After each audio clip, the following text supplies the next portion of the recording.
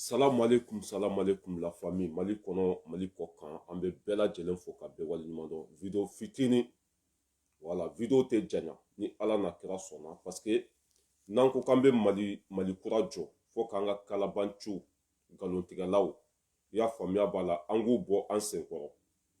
n'an ko ko tiɲɛ ka fɔ baara ka kɛ jamana ka jɔ mɔgɔ minnu bɛ an tu la n'u bɛ nkalon tigɛ n'u bɛ kunnafoni lankolon di i y'a faamuya b'a la an kan k'olu fana kɛlɛ k'o bɔ an tu la pour que Mali kura bɛ se ka jɔ ne balimaw sigikun ye jɔn ye takisimani fatɔ hɔrɔnkolon a ka kuma n'i ye Seku Tunkara ka kuma bɛɛ jate minɛ kɛmɛ o kɛmɛ sigila 99 i b'a sɔrɔ a bɛɛ ye nkalon de cɛ bɛ nkalon tigɛ hali zon n bɛ n'o de dalilu di aw ma sisan hali sisan a ye video kɛ a bɔra ka nkalon dɔw fara ɲɔgɔn kan n'a fɔra ko maliyɛndenw bɛ t'u sigi ka fatɔ de lamɛn jugu sago kalabanci ko b'o de lamɛn k'o kumakan ta ka baara kɛ n'a ye Mali binna dɛ bilahi Mali binna quoi ça veut dire que mɔgɔ min yɛrɛ a t'a ye a tɛ k'a ɲɛna foyi a bɛ taa kuma dɔw lakali kuma min yɛrɛ ya depuis Ala ye diɲɛ da fɛn min yɛrɛ ma kɛ mɔgɔw ɲɛna Seku Tunkara bɛ se k'i sigi k'o inventer mɔgɔ dɔw bɛ dɔn o kuma fana la et puis mɔgɔ min fana don dignité t'a la taga fan t'a la a t'a ka ko kɛta dɔn ça veut dire ka kunkolo yɛrɛ tɛ baara kɛ quoi o mɔgɔ sugu de sigilen bɛ yen i y'a faamuya b'a la mɔgɔw bɛ taa ton a ka page sanfɛ foyi t'a kunkolo kɔnɔ ni falibo tɛ wa a ye kɛlɛ ça veut dire a bɛ kuma fɛn fɛn bɔ a da kɔnɔ a tɛ wolo foyi de la Seku Tunkara ma deli ka kuma bɔ a da kɔnɔ ko kuma kɛra tiɲɛ ye ko maliyɛndenw y'a ye u ɲɛna n'a preuve bɛ mɔgɔ min bolo bɔ n'a ye Seku Tunkara k'a fɔ Seku Tunkara t'i sigi nin dalilu bɛ n bolo irizan in kɔfɛ aw bɛ preuve jumɛn de sɔrɔ aw bɛ dalilu jumɛn de sɔrɔ mun de b'a ka kuma kɔfɛ la question est là kalabanci don fatɔ don bilahi hali Seku Tunkara somɔgɔw b'a dɔn k'a kunkolo man ɲi hali Seku Tunkara somɔgɔw b'a dɔn k'a kunkolo tiɲɛna bugubugu e ɲɛ t'a kɛcogo la n'a bɛ kuma a bɛ pɛrɛn n'a bɛ kuma i y'a faamuya b'a la da bɛ yɛlɛ sanfɛ da bɛ jigin bilahi foyi i b'a lakali k'a fɔ k'a ye dɔrɔgu de ta quoi o fatɔkɛba sigilen b'a ka video la irizan faransi ye Mali ci Diko ye Mali ci a donna ta a bɔra ta mɔgɔw fana b'o o kumakan in ta i y'a faamuya b'a la ka baara kɛ masa jamana in bɛ ɲini ka bin dɛ wa n'an ko k'an bɛ Mali kura jɔ ni lagasa ninnu kan ka lagosi de ni lagasa ninnu kan ka kɛlɛ de u ka tiɲɛ fɔ walima u ka bɔ an tu la u ka tiɲɛ fɔ walima an k'u kɛlɛ parce que ninnu de ye faso den jugu fɔlɔfɔlɔw ye mɔgɔ min bɛ mɔgɔ bila fili kɔnɔ tiɲɛ kisɛ kelen tɛ bɔ a da kɔnɔ hali o don yanni Diko ka bɔ Orobo ye kumakan minnu ça veut dire que u taara video min monter ni Orobo kumakan tun don a y'o fana ta ka t'i sigi a ka émission la ka Orobo kan jouer ko wari hakɛ dɔ dira Diko ma faransi ambassade la Seku Tunkara bilahi Orobo kan hali a to Orobo ni saga ni ba kan dɔn ka bɔ ɲɔgɔn na Orobo ani ba ani saga a t'olu kan ça veut dire que a t'o différence yɛrɛ dɔn ka bɔ ɲɔgɔn na quoi lagatɔ fatɔkɛba jugu sago kalabanci ta fan t'a la da bɛ mugu bɔ da bɛ ɲɛɲɛ bɔ a bɛ bɛɛ kɛlɛ a ta bɛ se bɛɛ ma a bɛ bɛɛ dɔgɔya a bɛ tila tuguni ka na kasi mɔgɔw kɔrɔ a ye yafa n ma an filila de mɔgɔninfin ma bɔ fili ma tɔgɔ dɔrɔn nɔfɛ vie dɔrɔn nɔfɛ sanga dɔrɔn nɔfɛ jugu sago denba ne balimakɛ ne balimamuso a ye nkalon tigɛ o don ko Diko ko wari dira a ma faransi ambassade kɔnɔ ko wari ba Orobo bɛ ka kuma min fɔ dɛ Orobo bilahi wɔkuloni kan Seku Tunkara filɛ k'o de ta ka t'i sigi a ka émission na k'o jouer mɔgɔ dɔw fana dara o kuma la non vraiment jigira ni ne yɛrɛ ça veut dire que ni ne yɛrɛ n sigi ka miiri ko ninnu de bɛ kunnafoni di Mali ma quoi bilahi mɔgɔ bɛ sa quoi ni ne n sigi ka miiri ko maliyɛndenw bɛ taa ninnu de lamɛn danbe t'u la u ma bɔ danbe du kɔnɔ hɔrɔn tɛ an bɛ kɔlɔlɔ fɛn fɛn kɔnɔ ninnu de y'a lase an ma an bɛ tɔɔrɔ fɛn fɛn kɔnɔ u taara IBK dɛmɛ wari kosɔn o fagali de bɛ sen na o duguci de bɛ sen na o sonyɛni de bɛ sen na o jugu sagoya de bɛ sen na bilahi an bɛ tɔɔrɔ fɛn fɛn kɔnɔ ninnu de y'a lase an ma IBK ka san 5 a wolola tɔnɔ de la o bɛɛ lajɛlen bɔra a kalama mais u taara dɛmɛ mun na wari kosɔn o lagalagatɔ fatɔkɛba jugu sago ala jugu sigilen bɛ irizan fɛn bɛɛ ni ala cɛ fɛn bɛɛ ni kuranɛ cɛ wɔkuloni kan ani saga kan ani fali kan a t'o bɔ ɲɔgɔn na jugu sagoba téléphone b'a tɛgɛ kɔnɔ comme ça ah o ye nin fɔ yan fɛ o ye i b'a sɔrɔ foyi yɛrɛ tɛ téléphone kɔnɔ foyi t'a kɔnɔ a bɛ t'i sigi ah français nin fɔ nin sɛbɛnna tan nin donna tan mais i b'a sɔrɔ foyi yɛrɛ t'a bolo kisɛ tɛ jabaraw quoi nin jugu sago ninnu de sigilen bɛ i y'a faamuya b'a la n'u y'u ka mais Mali bɛ tan de quoi Mali bɛ tan de mɔgɔ min barika t'a la nafa t'a la o bɛ t'o de lamɛn a ka kuma ninnu bɛɛ lajɛlen kɔfɛ aw bɛ dalilu jumɛn de sɔrɔ a ka kuma bɛ wolo mun de la foyi ne balimakɛ an ka lamɛn dɛ mɔgɔ minnu ko ko anw ka du ko ta walima an ka sɔrɔsiw ta Segu Tunkara n'a nɔfɛ mɔgɔ bɛɛ u nana anw sɔrɔ sɔrɔsiw dɛmɛli la u nana sɔrɔ anw bɛ ka sɔrɔsiw défend n bɛ n'o preuve yirala sa Kalabanciden a ye min da sɔrɔsiw kan a y'a lamɛn dɛ n b'a k'a la sisan a b'a faamu.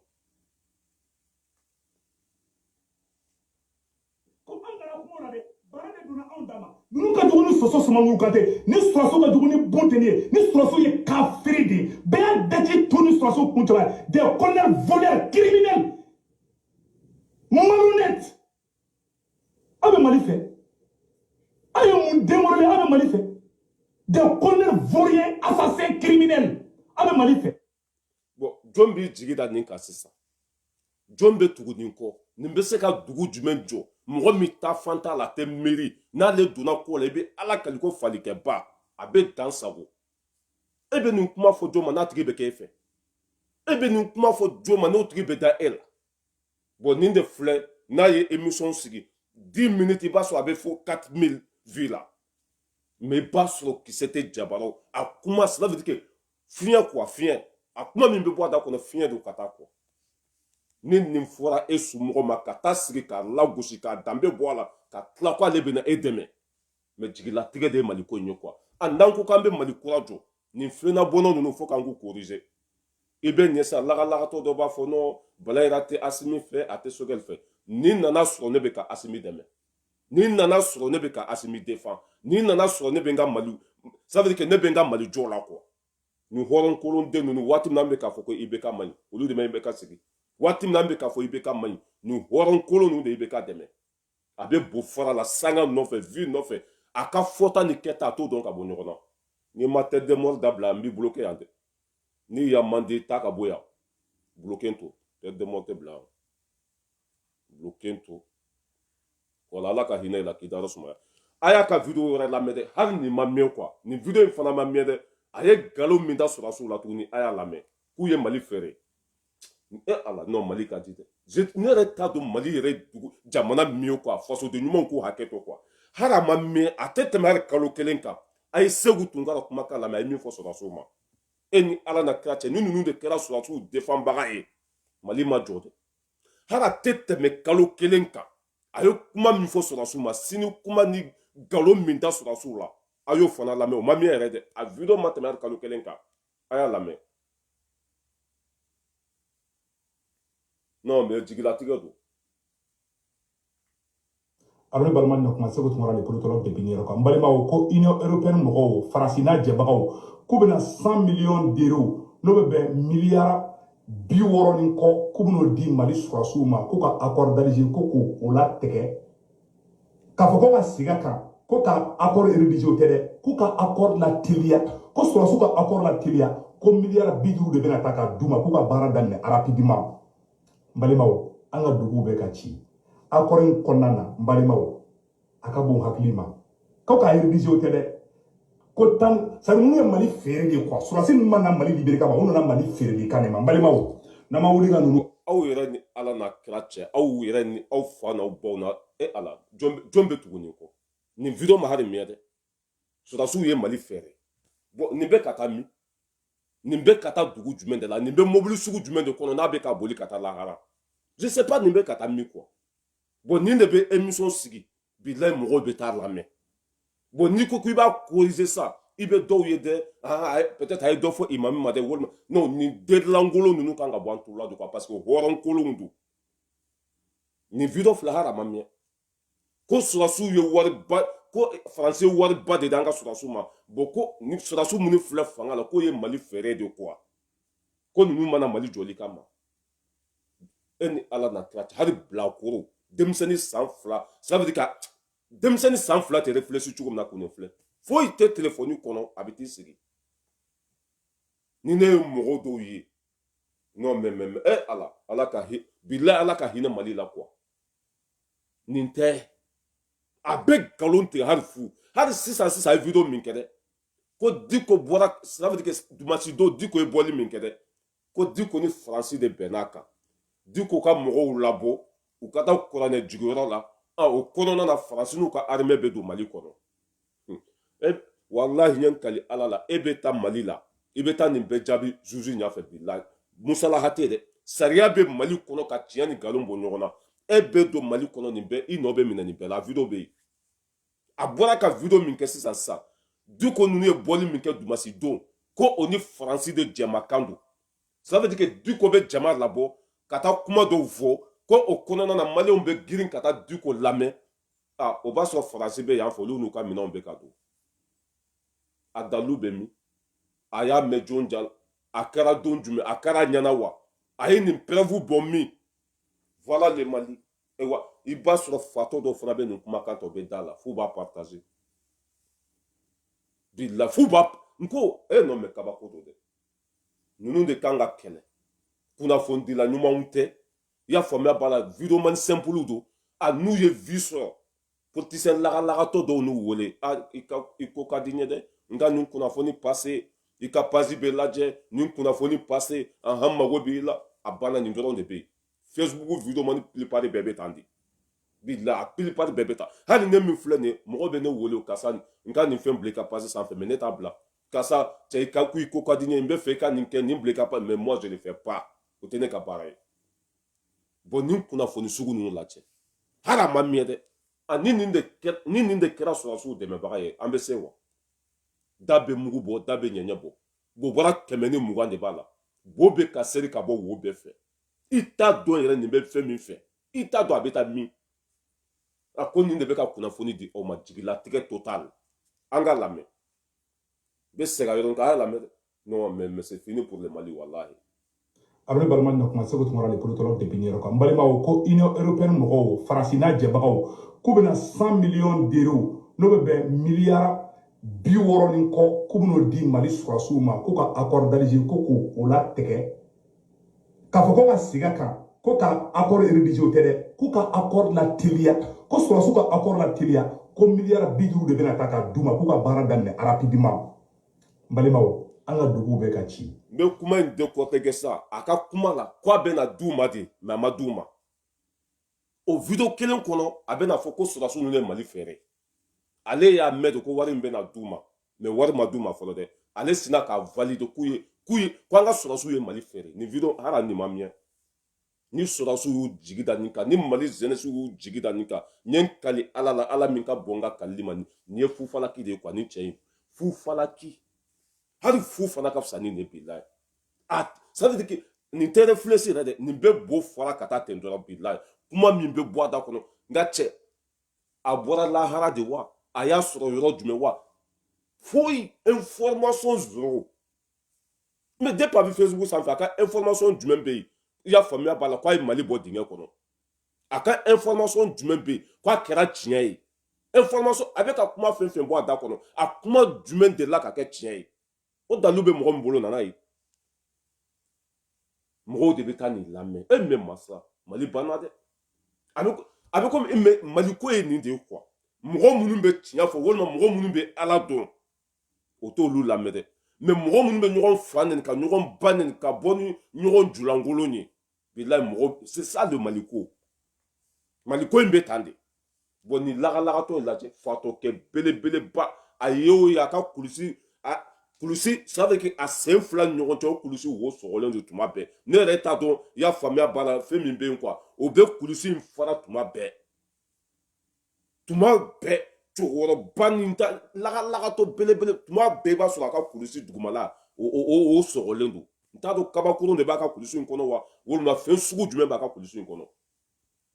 a bɔra sa a ye bɛɛ de cerveau nɛni i y'a faamuya b'a la ka fɔnba nɛni ka nusari nɛni k'u bɛɛ dɔgɔya a ye video min kɛ sisan a ye nusari nɛni ka bɛɛ de cerveau nɛni ko mɔgɔ si kana danaya da ninnu kan ko nunu bɛɛ ye zonw de ye ko faso jɔyɔrɔ tɛ Ben de Sarvo a y'o neni a ye Fɔnba neni a ye comment s'appelle Nusar neni ka Ibusi neni ka bɛɛ dɔgɔya n'a fɔra ko fatɔ don mɔgɔw bolo ko an bɛ ka biɲɛ ka de n'a fɔra ko fatɔ don mɔgɔw bolo ko an bɛ ka tɔgɔ tiɲɛ de walahi ça veut dire que hali den min wolola bi k'i ka danaya da o kan o kunkolo ka ɲi ni nin ye den min mana sɔrɔ bi i jigi da o kan o kunkolo ka fisa ni nin lagalagatɔ ɲɛ bilahi a bɔra ka video min kɛ sa a b'a ka page sanfɛ dɛ ko Diko ni tubabuw jɛmakan don Diko ka bɔ Dumasi don n'o kɛra maliyɛnw bɛ wo ci maliyɛnw bɛ kule maliyɛnw bɛ bila ɲɔgɔn na o kɔnɔna na Faransi bɛ yan fɛ Sikaso comment s'appelle Faransi bɛ Burukina olu n'u ka kɛlɛkɛminɛn bɛ don Mali kɔnɔ ça veut dire que Diko ni Faransiw masa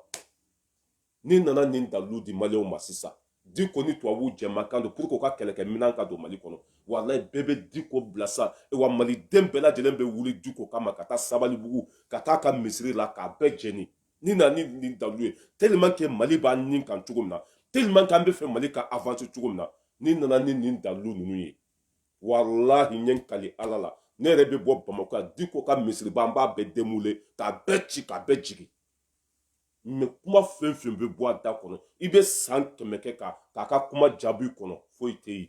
i b'i sigi k'a lajɛ a ye kuma min fɔ a ye video min sigi irizan mais i b'a sɔrɔ barigo lankolon don barigo lankolon o mankan ka ca bara foyi tɛ yen kisɛ tɛ jabarɔ kalabanci den sigilen don Segu Ameriki fatɔ belebeleba ni e taara Mali la nin sen n ye n kali Ala la i ye nkalon min da mɔgɔw la tu vas passer devant le juge i bɛ ka mɔgɔw buruja ka nkalon d'u la tu vas passer devant le juge a tɛ wuli dɛ i filɛ ka min fɔ ça c'est très dangereux Diko de bɛ ka Faransi bila u ni kɛlɛkɛminɛnw ka don Diko ni Faransi de jɛmakan don i y'a faamuya b'a la u ka maliyɛnw faga tiɲɛ ye fatɔya ye mais i ka miiri dɔɔni ni sujet t'i bolo ni argument t'i bolo ni dalilu t'i bolo i patiente n'i ye dalilu sɔrɔ waati min na tuma bɛɛ tɛ se ka kɛ video kɛ ye tuma bɛɛ tɛ se ka kɛ nkalontigɛ ye e bɛ video 120 sigi i b'a sɔrɔ a bɛɛ nkalon ko an k'a lamɛn mɔgɔ kana dɔ fɔ a ma irizan tiɲɛ b'a bolo dalilu b'a bolo a bɛ kuma fɛn fɛn fɔ e delila ka ça veut dire que a ye kuma fɛn fɛn bɔ a da kɔrɔ a delila ka wolo hɛrɛ la wa a delila ka kɛ tiɲɛ ye wa e b'u ka kuma lamɛn mun na e b'u ka kuma lamɛn mun na an ka cɛ lamɛn nin video kɛra hali a ma mɛn dɛ ko anw de k'an da bɔ sɔrɔdasiw dɛmɛli ko la ko Segu Tunkara bɛ se o tɛ ka fali bila kulun kɔnɔ wa i bɛ fali bila kulun kɔnɔ a b'a boli ka taa min a bɛ taa yɔrɔ jumɛn barigo lankolon a bɛ kule la su ni tile Facebook sanfɛ n'a y'a ta sɔrɔ sisan a b'a makun a bɛ bo fara min na ni dɔɔni dira ma sisan a b'a makun a makunna kun min na o tɛ fɔ mɔgɔ ye a faamana ka video kɛ kun min na o tɛ fɔ mɔgɔ ye nin hɔrɔn kolon ninnu k'olu bɛ mɔgɔ lagosi a bɔra ka Ben de Sarvo neni sisan ka Ibusi neni ka Fɔnba neni ka Nusar k'olu bɛɛ dɔgɔya bi ko nin jeunesse ninnu ko hali Fufalaki ka fisa nin ko bɛɛ corrompilen don bon mɔgɔ min ta cogo ye nin ye a tɛ mɔgɔ bonya a tɛ ko to mɔgɔ ta la a jɛɲɔgɔn a tɛ se k'o wele sutura kɔnɔ fo ka mɔgɔ bɛɛ buruja ka taa n ka sanga sɔrɔ n ko ka diya bɛɛ ye bɛɛ ka kɛ n fɛ n ka mais cɛ Diko ye jama min labɔ o don a y'o labɔ k'o to a y'a jama in labɔ k'a to Facebook de sanfɛ Diko ye jama min labɔ o don a t'i sigi Facebook de sanfɛ ka video kɛ ni barika b'i la an ka cɛ n'i donna ko o ko la u bɛ ɲɛ de san 10 kuma kelen irizan Faransi ma Mali ba paga Ben de Sarvo n'a ka mɔgɔw de bɛ Mali la terrain kan u bɛ ka marche sugu bɛɛ kɛ kisɛ bɛ ka ci o la gazi bɛ ka ci o la e sigilen don i kɔjalan kan Ameriki taxi boli bɛ ɲini k'i wala ko mɔgɔ ko n kana nɛnini kɛ sinon n tun bi a y'o ye a ka kulisi sɔgɔlen don aw b'a dɔn a ka kulisi bɛ sɔgɔ yɔrɔ min na dugumala in ne t'a dɔn kabakurun de b'a ka kulisi in kɔnɔ sanga ni waati bɛ je sais pas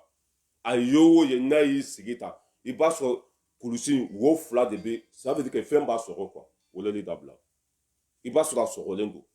o jugu sago sigilen don irizan a ye fatɔkɛ lamɛn dɛ nin video kɛra hali a ma mɛn a bɛ balima na kuma Segu Tunkara de politologue de Binière kan n balimaw ko Union européenne mɔgɔw Faransi n'a jɛbagaw k'u bɛna 100 millions d'euros n'o bɛ bɛn miliyari bi wɔɔrɔ ni kɔ k'u bɛn'o di mali sɔrɔsiw ma k'u ka accord d'Alger ko k'o latigɛ k'a fɔ ko ka segin a kan ko ka accord rédigé o tɛ dɛ k'u ka accord la teliya ko sɔrɔsiw ka accord la teliya ko miliyari 50 de bɛna ta ka d'u ma k'u ka baara daminɛ rapidement n balimaw an ka duguw bɛ ka ci accord in kɔnɔna na n balimaw a ka bon hakili ma k'aw ka rédigé o tɛ dɛ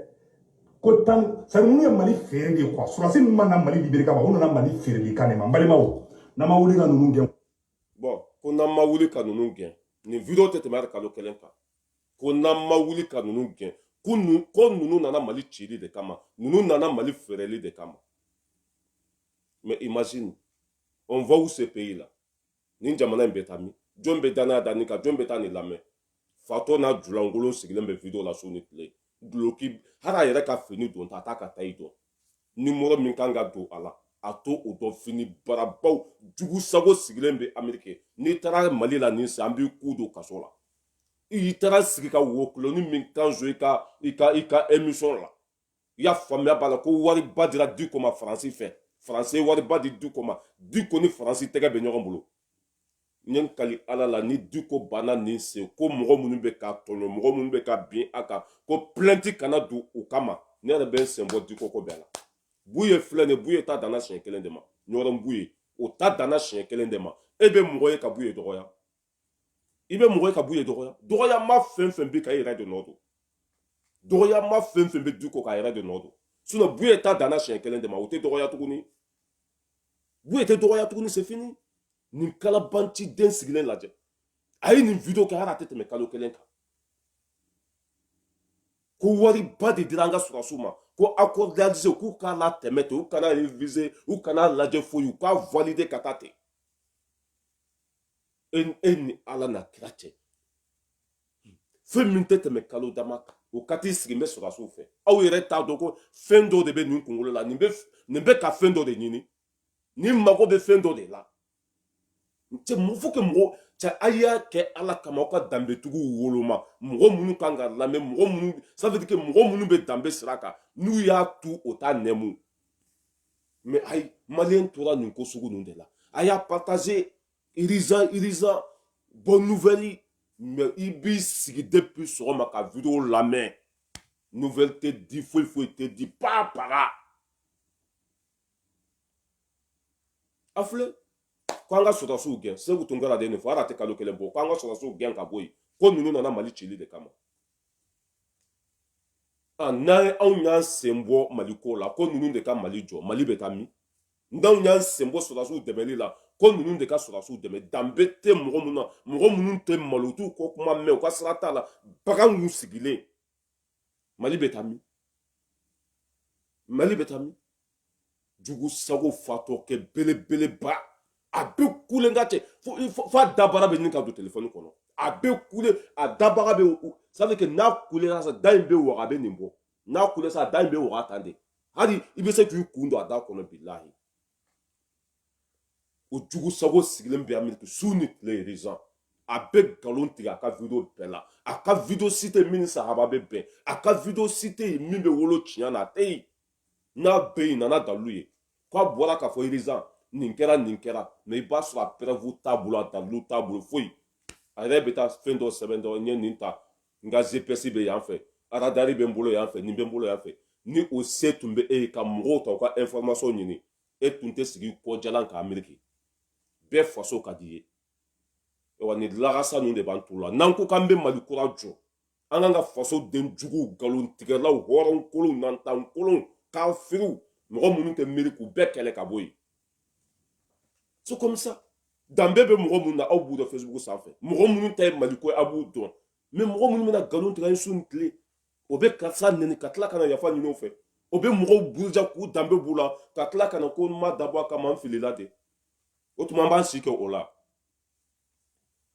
an b'an si kɛ o la wa fila kɔrɔ nin dɛ video fila a bɛ ka sɔrɔsiw dɔgɔya ni mɔgɔ kelen nin de bɛna tun k'a bɛ sɔrɔsiw fɛ o tuma na e bolo ko Asimi ninnu bɛ ji min o ninnu de ya e bolo ko Asimi ninnu ye lagalagatɔw de jɔn bɛ kɛ e fɛ jɔn bɛ sɔn e ka gɛrɛ o tigi la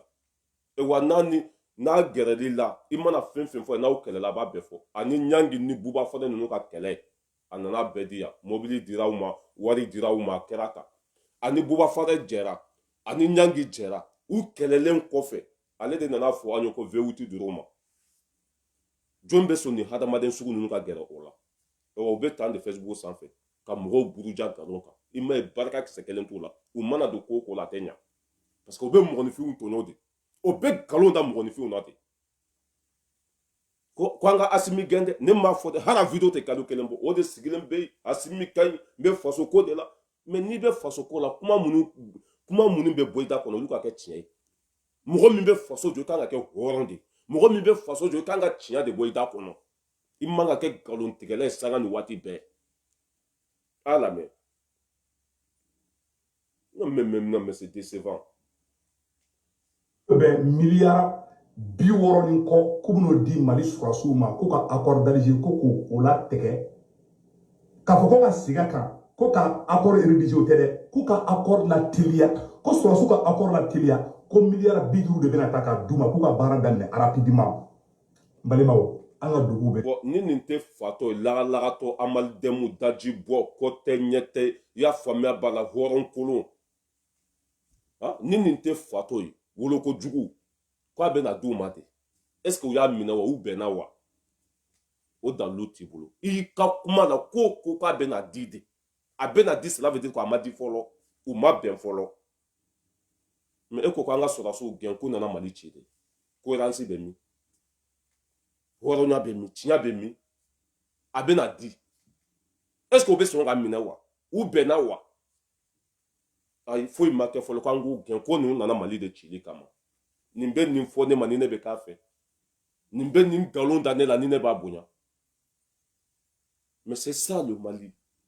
a y'aw hakili sigi an bɛɛ ka taa dɔɔni dɔɔni information fɛn fɛn bɛ bɔ nin da kɔnɔ nkalonfin n ye n kale ala la information fɛn fɛn bɛ bɔ a da kɔnɔ nkalonfin a ye information min di ni tiɲɛ don bɔnna dalu ye a tɛ yen information fɛn fɛn bɛ bɔ a da kɔnɔ nkalonfin don e mɔgɔ min filɛ n bɛ sɔrɔdasiw fɛ n t'u fɛ aw y'u gɛn aw kan'u gɛn u ka ɲi u man ɲi o ye danbetigi ta cogo ye hali ni ça veut dire que hali ni ko kɛra n'a ma bɛn i ma i réfléchis fɔlɔ i miiri fɔlɔ i hakili sigi fɔlɔ mais non ale kɔni bɛ panpan na dɔrɔn komi tinɛni e wa maloya kisɛ kelen t'a la ne t'a dɔn nin wolola dugu min na o a bɛ t'i sigi k'ale ye maraka ye hali ni mɔgɔ min ye o t'a dɔn est ce que hali ni mɔgɔ min ye nin ye e b'a ko e ni ala na kɛ cɛ o tuma na cɛ kana an ka kabila dɔgɔya dɛ kana an ka siya dɔgɔya dɛ maraka tɛ delan ça veut dire que maraka delankolon tɛ komi e cogo bilahi ne ye maraka de ye n ye tunkara ye hɔrɔn kolon ko ne ye tunkara de ye moi je suis tunkara balayiraka bɛɛ tunkara de ye ne ye balayira c'est tunkara e bɛ balayiraka ye nkalontigɛ ni yoli la komi wulu fatɔ mɔgɔw nɔfɛ i sugu mɔgɔw nɔfɛ vi ɲini wari ɲini sanga ɲini cɛkɔrɔba Asimi ka ɲi bi sini a man ɲi Sogɛli ka ɲi bi sini a man ɲi ne y'a fɔ depuis aw ni mɔgɔ fɛn fɛn kɛlɛla ne ma fɔ an tɛ ɲɔgɔn sɔrɔ Mali ko la dɛ mais ne ka tugu e kɔ tuguni walima ka danaya da e kan tuguni c'est fini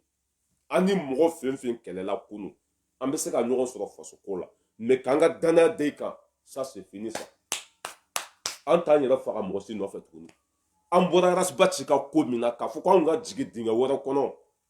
nka a ka ni ala sɔnna ɲɔgɔn tɛ kɛ tuguni hɔrɔnkolo diko ni faransi tɛgɛ bɛ ɲɔgɔn bolo wari dira ma o kɛra nkalon ye wa koloniw k'anw zora o kɛra nkalon ye a diko bɔra Dumasido ani faransi de tun bɛnna kan pour que u ka minɛnw ka don mais imagine ces personnes là ni bɛ taa min imagine ces gars là mais ala ka si ni kɛnɛya di an ma walima i bɛ to Amérique diko ka association min bɛ sisan plainte tigɛ de bɛ yen molobaliya tɛ kɛ diko la tuguni dɛ i ye kuma min fɔ a ma preuve filɛ an bɛ taa fanga la dalu filɛ n'i y'a di fanga la a banna fɛn min kan ka kɛ diko la o bɛ kɛ diko la mais n'i ma na ni dalu ye n ka cɛ baara b'i bolo Mali la yen dɛ c'est fini manamana ko tɛ yen tuguni c'est fini manamana ko tɛ yen ka i sigi Amérique ka nkalon da mɔgɔw la fatɔw b'i kumakan ta ka mɔgɔw buruja ni o ye n ka cɛ o banna dɛ n'i b'i jogo falen i jogo falen n'i bɛ kɛ hɔrɔn ye kɛ hɔrɔn ye ni argument t'i bolo i sigi ni argument sɔrɔ don min na ni dalu t'i bolo i sigi n'i ye dalu sɔrɔ e ni ala na kira cɛ mɔgɔ bɛ t'i sigi ko nin ye Asimi dɛmɛbaga ye jɔn bɛ se k'i jigi da nin kan ko nin bɛ sɔrɔsiw dɛmɛ jɔn bɛ se k'i jigi da nin kan ko nin bɛ Mali dɛmɛ mais n bɛ faso fɛ n bɛ Mali fɛ n'i bɛ Mali fɛ i ku kala ta i ka taa nord la kɛ i fulanw de bɛ kɛlɛkɛyɔrɔ la o n'i bɛ Mali fɛ i ku ta ka bɔ Amérique i ka taa marifa ta ka taa faso libérer comme e bɛ nord dɔn ka tɛmɛ bɛɛ kan information sugu bɛɛ bɛ e bolo e sigilen bɛ Amérique i kɔjalan kan nkalontigɛ lagalagatɔ fatɔ jugusago dajibɔ mɔgɔlankolon information irisant mais a bɛɛ nkalon bon n ka cɛ i bɛ ka tête de fɛn bila yan n t'a dɔn i bɛ ka bila kun min na olu si tɛ bila yan sisan voilà a b'aw cogo dɔn sinon bloqué to sisan man ɲi dɛ mɔgɔ mɔgɔ mi cogo dɔ dɔn n b'i bila kɛnɛma sisan man ɲi yɔrɔ ka kalan sisan a y'aw hakili sigi voilà tête de mort i b'a bila kun min na ne t'o dɔn mais a tɛ bila yan n'i y'a bila dɔrɔn n b'i bila kɛnɛma n'i yan man di i b'i kun na kala ta ka taa ka bɔ yen anw bɛ fasoko de la yan an bɛ Asimi kɔ an bɛ Sogɛli kɔ ça veut dire que ninnu bɛɛ nana sɔrɔ an bɛ ka Sogɛli dɛmɛ an bɛ ka Asimi dɛmɛ ninnu bɛɛ nana sɔrɔ an bɛ k'u dɛmɛ olu ye mɔgɔ min sigi n'o ye IBK ye anw de y'o gɛn ka bɔ yen ninnu de ye IBK sigi n'a y'an faso ci ninnu de taara wari minɛ IBK la nkalon kan n'a y'an faso ci wa tɔɲɔ fɛn fɛn bɛ Mali kɔnɔ n ye n kale Ala la sini lahara jɔn don n'u ma maliyɛndenw ka hakɛ d'u ma u bɛ taa jahanama kɔnɔ an bɛ tun bɛ k'a fɔ IBK man ɲi a tɛ se san 5 an ma kɛnɛya sɔrɔ an ma ji sɔrɔ an ma lakana sɔrɔ olu mago tun bɛ mugumugu la mugumugu danbe bɛ ninnu na e ni fa ni ba cɛ e bɛ da ninnu na mɔgɔ minnu ni wari yira l'u la u t'u danbe dɔn mɔgɔ minnu ça veut dire que n'u mago bɛ wari la u t'u bɔkolo dɔn e b'i jigi da ninnu kan a ma kan bɛɛ ɲɛna ni bɛ ka nkalon de da o la ala kana hɛrɛ kɛ n ye 2018 IBK wolola o don de ya o tun ye IBK siɲɛ fɔlɔ de ye ka kɛ président ye o tun ye IBK nako fɔlɔ de ye Mali kɔnɔ 2018 IBK sigira depuis 2013 n'an tun ye ji sɔrɔ information sugu bɛɛ tun bɛ bolo tun bɛ bɔ a kalama u taara IBK dɛmɛ mun na lasiw sigilen bɛ an dala faso kumasulu denw k'a furu ala jugu ka ça veut dire que k'aw faso ci ka n'an bila pétéreux kɔnɔ ko a donna tan e bɛ faransi ye den min wolola faransi yan k'a ka tugu président ko président min barika t'a la k'a k'o dɛmɛ e b'o ye e ye président kolon dɛmɛ président jugu sago e y'o dɛmɛ yan ala jugu an bɛ ɲɔgɔn na dɛ kalabanci den fɛn fɛn bɛ Facebook sanfɛ an bɛ ɲɔgɔn na yan Baku kala ne t'e jate e ni kungo bɛ ɲɔgɔn na Baku cɛkɔrɔba min bɛ Amérique ko Baku e ni kungo bɛ ɲɔgɔn na hali mɔgɔ kana e jaabi e sara déjà yɛrɛ hali mɔgɔ kana e jaabi hali ni mɔgɔ min e sigilen ye tɔ foyi tɛ e la hali ka wuli ka bɔ siège kɔnɔ i bɛ bo ci de n'a y'i sigi siège kɔnɔ n'a bɛ wuli k'i jɔ a bɛ bo faga ten hali o don a sigilen bɛ k'a bɛ wuli k'i jɔ a ye bo ci Baku cɛkɔrɔba min bɛ Amérique ko Baku muso a ye dugawu kɛ n ye n'i taara muso bila i ka so kɔnɔ ne bɛ se ka fɛn k'a la ni lagalagatɔ ninnu de bɛ Amérique faden sago jugu sago ala jugu k'a furu fɛn na bɔnnaw dama tanti Mayimuna Kamara n ka foli b'i ye ninnu est ce que ninnu ni hɔrɔnya sira du kelen kɔnɔ danbe tɛ mɔgɔ ala n'u ka hɔrɔn kolondenya de kosɔn u bɛ nin cogo la Amérique ninnu sinon musobaw bɛ Amérique olu y'u faso ci ka jɔ ka baara bɛɛ kɛ k'u somɔgɔw dɛmɛ mais nin filɛ nin hali a fa n'a ba t'a dɔn Bako tɔgɔ in a fa t'a dɔn a ba t'a dɔn a ka kabila t'a dɔn foyi depuis a wolola a b'a kun fɛ k'ale ye Angola kɛ k'a ye Faransi kɛ k'a ye nin kɛ foyi t'a bolo o don y'a gosi a teri sigi k'ale bɛ jɛgɛ de dun fantan dumuni tellement que n y'a frappé o don a teri sigi karisa ye nɛni ko n tɛ sogo dun an bɛ jɛgɛ de dun an b'an kɔnɔ fa ɲin t'i da kɔnɔ c'est normal ni sogo dir'i ma i bɛ se ka ɲimi yan jugu sago i filanw bɛ misiri kɔnɔ i filanw ye sɛbɛ kɛ i filanw bɛ Mali kɔnɔ buramuso 100 b'u bolo mais e filɛ Amérique i yɛrɛ de b'i ka fini nɔgɔ ko i yɛrɛ de b'i ka sokɔnɔna furan i yɛrɛ de bɛ taa malo san sugu la ça veut dire que nin fɛn ala ye den minnu da halaki kama e ɲɔgɔn bɛ yɔrɔ o yɔrɔ u bɛɛ seginna ka t'u faso la parce que u ye baara kɛ yen sigi cogo b'u bolo yen Baku ma yɛrɛ sutura surtout mɔgɔ wɛrɛ Baku ba ye o ye a ku kala tɛ nin bɔ bakɔrɔni a ku tɛ nin bɔ a ma yɛrɛ sutura surtout mɔgɔ wɛrɛ jugu sago n bɛ aw bila yan